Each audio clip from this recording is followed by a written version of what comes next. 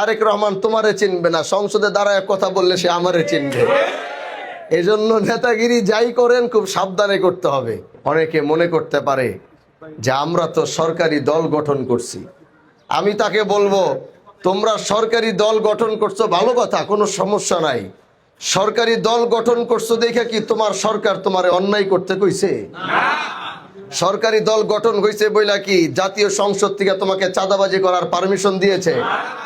তোমরা নেতাগিরি করবা এখানে, তোমাদের নেতা মনে করো মাননীয় আমাদের প্রাইম মিনিস্টার তারেক রহমান তোমারে চিনবে না, সংসদে দাঁড়ায় কথা বললে সে আমারে চিনবে।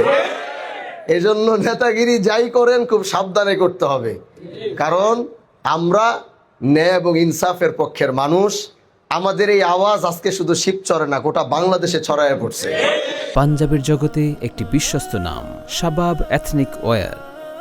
আমাদের এই আওয়াজ, আল্লাহ পাক এই কথাটাই আমি আমার নির্বাচনী বক্তব্যে বলেছিলাম যে হাজী শরীয়তুল্লাহ, আল্লাহ তুমি তাকে শিবচর থেকে গোটা ভারতবর্ষে নেতৃত্ব দেওয়ার তৌফিক দিয়েছো। আমি আমার বক্তব্যে বলেছিলাম, পিছনে নোট করবেন, এই কথাগুলো হয়তো রয়ে গেছে। আমি সেদিন দাঁড়িয়ে বলেছিলাম আমি আরেকবার এই শিবচর থেকে আরেকটি ডাক দিতে চাই, যেটা শুধু ভারতবর্ষ না, যেটা গোটা পৃথিবী ছড়িয়ে পড়বে। আর আজকে আল্লাহ পাক সেই দ্বার প্রান্তে, সেই রেল লাইনে, সেই পথে আমাদেরকে উঠিয়ে দিয়েছে। হয়তো আগামীতে যদি আপনাদের হানজালা বেঁচে থাকে, তাহলে গোটা পৃথিবী হানজালাকে নিয়ে আলোচনা করবে ইনশাআল্লাহ।